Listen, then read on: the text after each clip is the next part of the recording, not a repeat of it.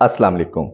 आज की इस वीडियो में हम 11th biology chapter 8 plant physiology की एक्सरसाइज को सॉल्व करेंगे।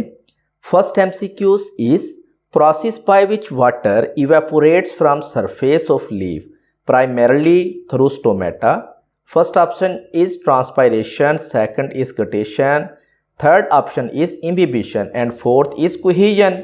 Transpiration is the process by which water evaporate from the surface of leaves, mainly through stomata.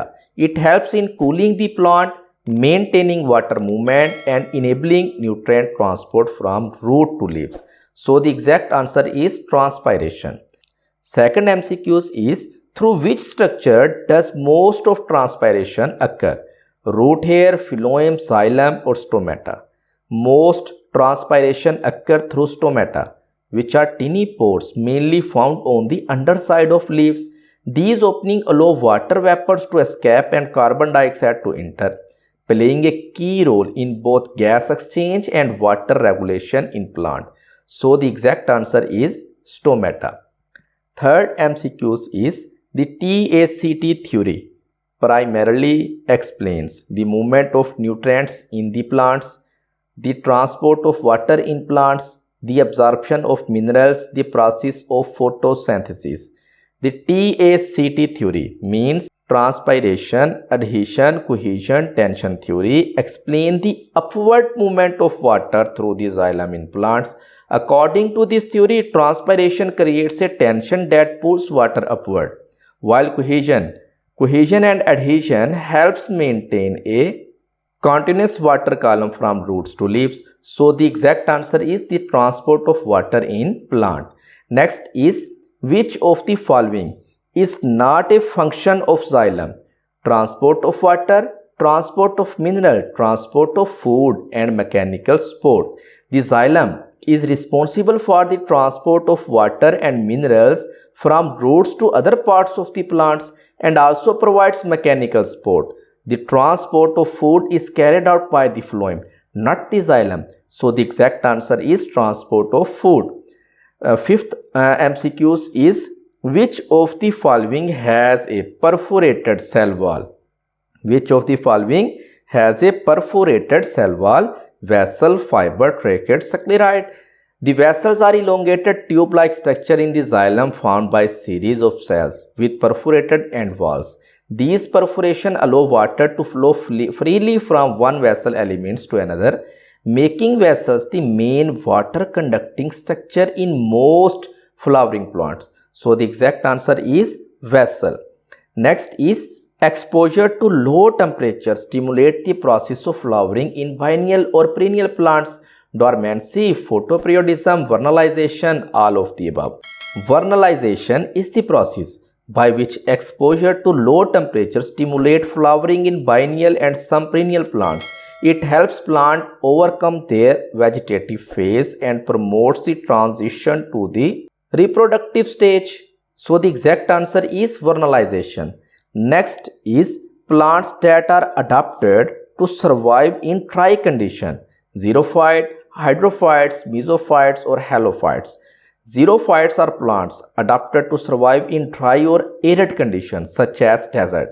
They possess special features like thick cuticle, reduced leaves, deep root and water storing tissues to minimize water loss and conserve moisture. So the exact answer is xerophyte. Next is when sugar content in a cell increases, the concentration of solute increases. What happens to the water potential? Raises, drops and changed, none of these.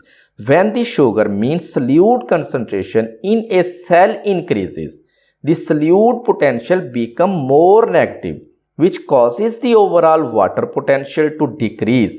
As a result, water tend to move into the cell from areas of higher water potential. So exact answer is drops. Next is in higher plants, transport of food materials occur through companion cell, sieve tube, vessel, elements or tracheates. In higher plants, the transport of food material, mainly sugar, occur through the sieve tube of the phloem. The companion cell assists sieve tubes in loading and unloading food. but the actual translocation of food take place through the sieve tube element. So the exact answer is sieve tube.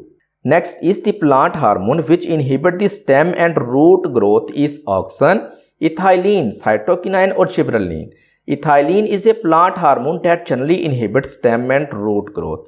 It promotes fruit ripening, leaf abscissions and senescence while slowing down elongation of stem and roots, especially under stress or high concentration condition. So the exact answer is ethylene. Next is the leaves of some hydrophytes float on the surface of water. In such leaves, stomata are found in lower epidermis, upper epidermis, side of leaf or deep depression in leaf. In floating hydrophytes, the leaves float on the water surface, so stomata are present only on the upper epidermis. This allows efficient gas exchange with the air while the lower surface remains in contact with the water and lacks stomata. So the exact answer is upper epidermis. Next is mesophytes are adapted to survive in moderate environment, dry condition, water environment or all of the above. Mesophytes are plants adapted to live in moderate environment condition, neither too dry nor too wet. They grow well in environment with adequate water supply, normal temperature and average humidity, such as most crop and garden plants. So the exact answer is moderate environment.